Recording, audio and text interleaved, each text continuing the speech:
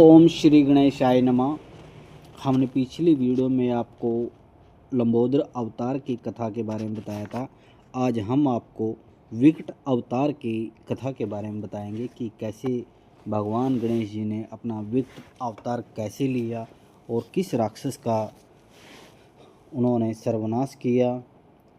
भगवान गणेश ने अलग अलग रूपों में अलग अलग राक्षसों का जैसे जैसे पृथ्वी पर अत्याचार करते थे राक्षस, उसी प्रकार ये अवतार लेते थे। इनके अलग अलग अवतार हैं। हम इस चैनल के माध्यम से आपको 8 अवतारों के बारे में बताएंगे। हमने एक दंत अवतार के बारे में बताया है, महोदर अवतार के बारे में बता दिया है आपको, और वक्रतुंड अवतार के बारे में। आज हम विकट अवतार की कथा सुनाएंगे आपको, ध्यानपूर्वक सुनना। संपूर्ण ब्रह्मांड के पालनकर्ता भगवान विष्णु जब जालंधर पत्नी वृंदा के समीप पहुँचे तो उनके शुक्र से अत्यंत तेजस्वी असुर कामासुर की उत्पत्ति हुई।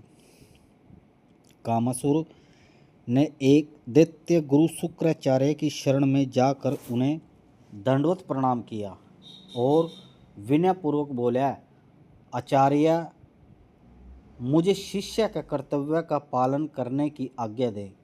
दैत्य गुरु शुक्राचार्य ने कामासुर को शिव पंचाक्षरी मंत्र की दीक्षा दी। असुर ने गुरु के चरणों में प्रणाम किया और अरण्य में तपस्या करने चला गया।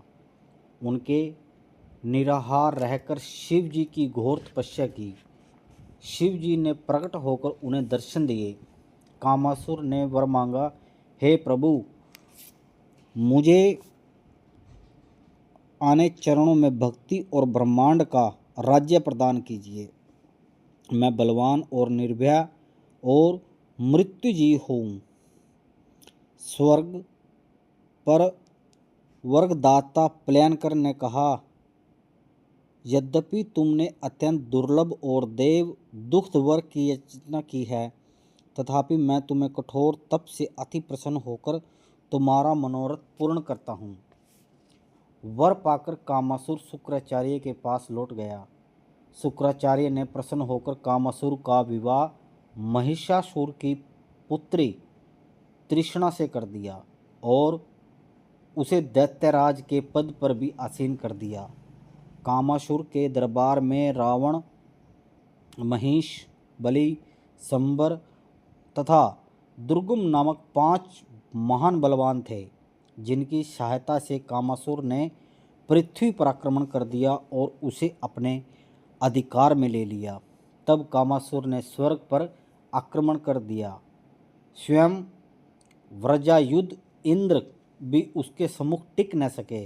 इस प्रकार त्रैलोक्य और कामासुर को अपने अधीन कर लिया और उसने खुलकर उत्पात मचाना शुरू कर दिया। धर्म कर्म को नष्ट कर छल कपट का साम्राज्य स्थापित हो गया। स्वाहा, सवदा और वष्टाकार आदि भी लुप्त नहीं हुए, बल्कि वर्णाश्रम धर्म भी मिटने लगा।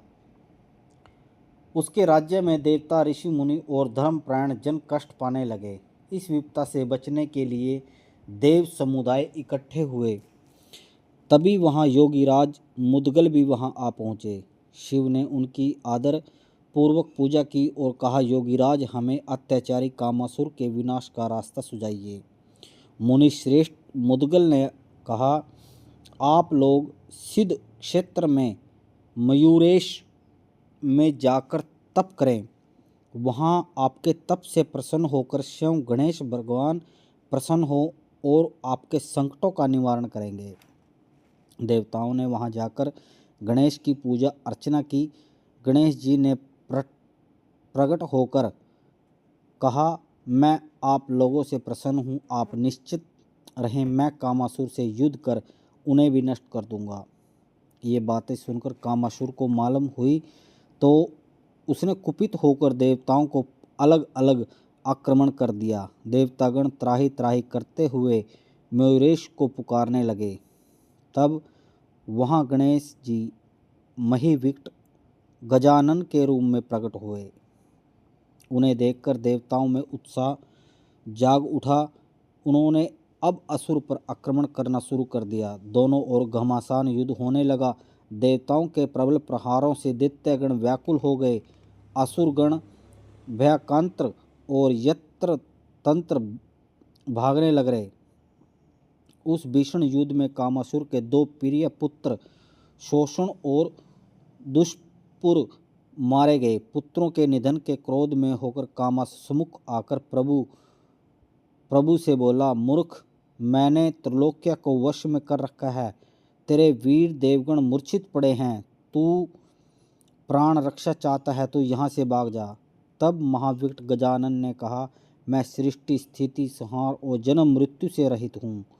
तू मुझे कैसे मार सकेगा?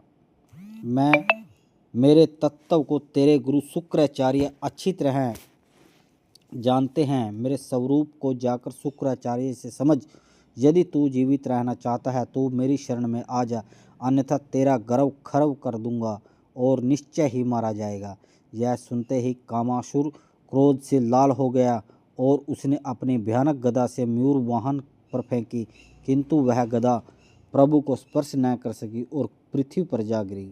यह देख दैत्यराज कामासुर सहसा मूर्छित होकर गिर पड़ा। तब वह मूर्छा से जागा तो उसका शरीर भय से पीड़ा से टूट रहा था। उसने उठने की शक्ति नहीं थी। कामासुर ने आश्चर्यपूर्वक अपने मन और विचार किया, इस अद्भुत देव से बिना शस्त्र से मेरी ऐसी दुर्दशा कर दी है। यदि यह शस्त्र का प्रयोग करेगा तब जाने क्या होगा। युद्ध में तो मैं निश्चय ही मुझे मार डालेगा। वह भगवान गणेश के स्वरूप को समझ गया और उनके चरणों में अपना मस्तक झुका दिया। गजानन ने अपनी शरण में ले लिया और उसे अपनी भक्ति प्रदान की। कामासुर देवताओं के अधिकार लौटाकर अपने राज्य को वापस चला गया और देवता और मुनि प्रसन्न हो गए। सर्वत्र धर्म का साम्राज्य फिर से स्थापित हो गया। बोले गणपति महाराज की जय। आपने इस वीडियो के माध्यम से देखा कि कैसे भगवान गणेश महाराज ने विकट अवतार लिया था और कामासुर का वध किया था। अब हम आपको अगली वीडियो के माध्यम से विघ्नराज अवतार के बारे में बताएंगे, उसकी कथा के बारे में सुनाएंगे कि गणेश महाराज भगवान अभी गणेश महोत्सव चल रहे हैं। आप सभी को पता है कि गणेश महाराज की सिर्फ ये कथाएं सुनने से सिर्फ 10 मिनट का समय निकालने से आपके जितने भी कार्य रुके हुए कार्य हैं, ये गणेश महाराज विघ्नहर्ता हैं। ये आपके जितने भी कार्य रुके हुए हैं उनमें जो विघ्न है वो सबको दूर करेंगे। भगवान गणेश महाराज की कृपा आपके पास सदा बनी रहे। हम इस चैनल पर माँ भगवती काली के चरणों में 1.25 करोड़ दंडवत प्रणाम की सेवा लगा रहे हैं। आप माँ भगवती का जयकारा जरूर लगाएं कमेंट में, चैनल को सब्सक्राइब करें और जितनी भी धर्म से जुड़ी आपके परेशानियां हैं, आप माँ भगवती से जुड़ना चाहते हैं या कोई भी पूजा पाठ या किसी भी प्रकार की आपके कोई भी परेशानी हो तो हमें कमेंट में बताएं। माँ भगवती से गणेश महाराज जी से हम कृपा करेंगे कि आपके घर परिवार में सुख शांति सदैव बनी रहे। आप स्वस्थ रहें। जय माता दी। जय गणेश महाराज की जय।